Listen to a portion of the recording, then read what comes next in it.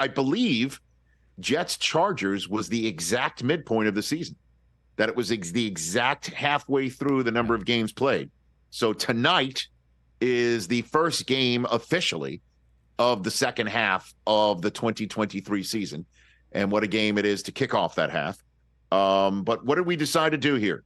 What did we decide to do? Rich, we're doing MVP, Offensive Player of the Year, Defensive Player of the Year, Coach of the Year. Because we didn't do rookie because I think it's obvious it's C.J. Stroud at this point. That's correct. And then we're going to do a Super Bowl mulligan. Super Bowl mulligan. Because I always get that on NFL Network on Thanksgiving Day. Right. So you're giving it to me at the 3 weeks earlier. At the midway point. At the midway point. Just if you want to review, if you want to go back on your earlier pick, it's fine. If you're not, okay. Okay. Go for it. All right, so I'm going to start MVP. I think this was my MVP when we at the beginning. I still think it's Jalen Hurts.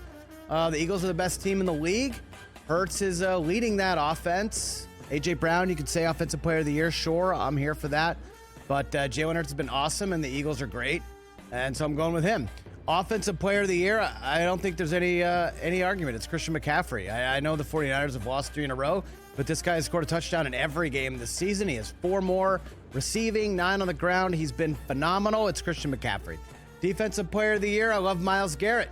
I think it's him. He's second in the league in sacks. He's a half sack behind the leader right now. And the Browns have a phenomenal defense. And as we head into the second half of the year, I think that's a unit that's going to lead them to the playoffs while Deshaun Watson gets himself back up to speed coming back from the injury. Coach of the Year, he was my pick before the season, and I still think it holds with how bad they look on offense, but they have 5 wins. It's Mike Tomlin. Love the job Mike Tomlin is doing this year. He's my Coach of the Year. Now, my Super Bowl pick before the season was Eagles-Bills.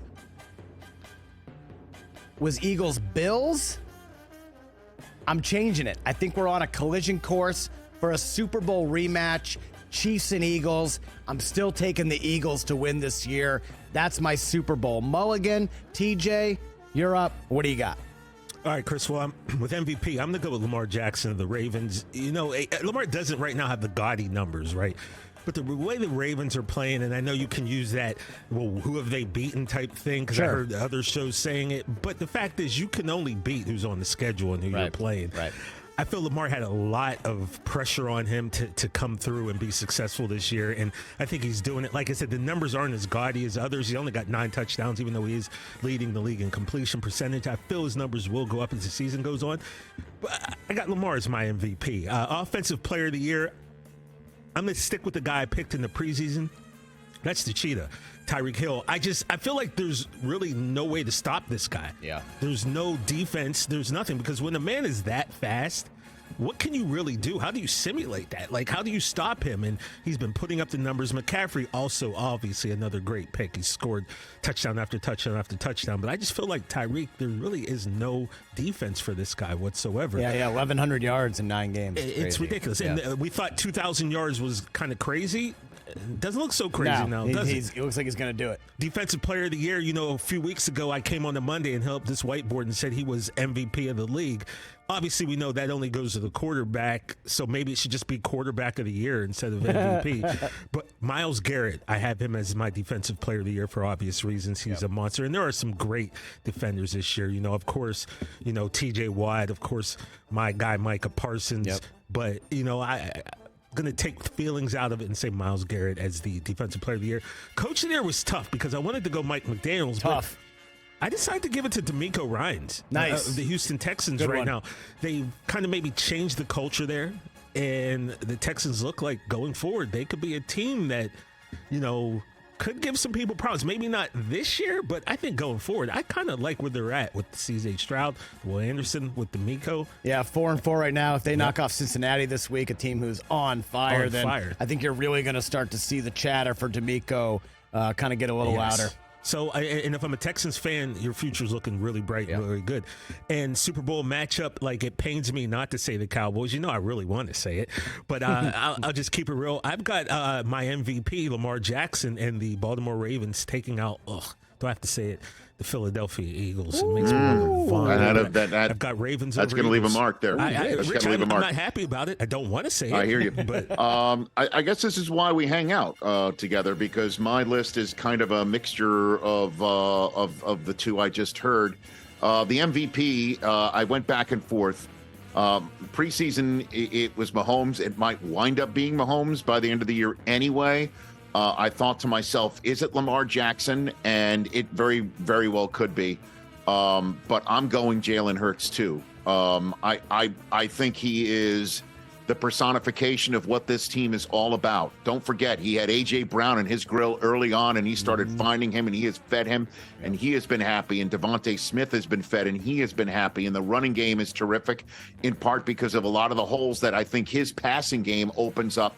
And then let's not forget, the most unstoppable play I think we've ever seen in the NFL. There's two offensive linemen up front in Dickerson and Kelsey who have a lot to do with it, but every single coach I speak to says, get yourself a quarterback who's 240 pounds. And he is hurt, and he plays hurt, and he shows up, and he doesn't complain, and everybody takes their cue from him. He is the most valuable player in Jalen Hurts. The offensive player of the year, I'm going with Tyreek. You know how I feel about McCaffrey. And he's carrying one of my fantasy teams right now. But when somebody has 1,000 yards through the first 8 games of a season, and first time since 1961, you got to pay heed. And he has been unstoppable. And I know the Chiefs, ripped the ball away from him to stop him. And so maybe what I'm saying is figurative, but he's the offensive player of the year in my mind. The defensive player of the year, I'm going Myles Garrett too.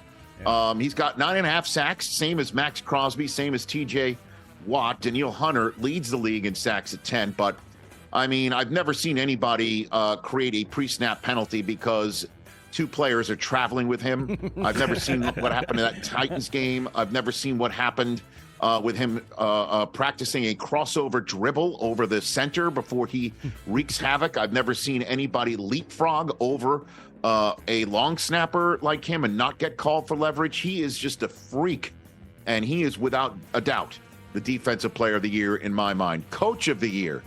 I went back and forth. I thought to myself, Doug Peterson, what he did after going 1-2, after starting 1-2, what he did in London to go 2-0 there, then come back short week, and come back, win a game without a bye, and then short week in New Orleans, then going to Pittsburgh, and they've won 5 in a row. That's coach of the year stuff. I'm interested in what you said about D'Amico Ryans, but technically you have to be above 500 in my estimation to do this.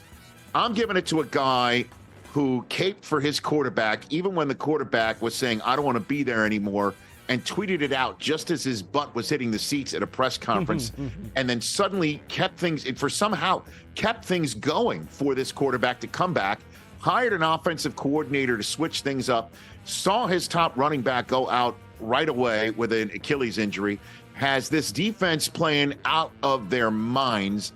And I'm going with John Harbaugh. I think he is coach of the year right now. What they are doing in Baltimore, getting better each and every week, means he is coaching his butt off. And I'm going with John Harbaugh as coach of the year. And I'm sticking with my preseason Super Bowl prediction of 49ers over Chiefs. I'm sticking with it.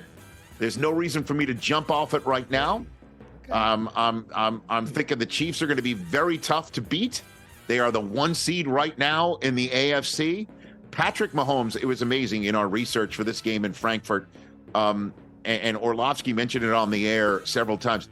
He's never played a playoff game on the road. Did you know that? No, that's crazy. Aside from Super Bowls, right? That's the only time he's never played a playoff game in Arrowhead is the neutral site Super Bowl. So they're going to be a tough out at home. Obviously, they've been knocked out at home by the Bengals and also by New England. Yeah. So I'm sticking with them, and every team always goes through adversity. Don't forget, Tom Brady's Bucks were 500 on the Sunday of Thanksgiving weekend and then didn't lose again. So I'm still believing in the Niners and their talent, and I'm sticking with my Super Bowl prediction, and that's my midseason award docket. Right. Catch the Rich Eisen Show every single day on the Roku channel, 12 to 3 Eastern, for free.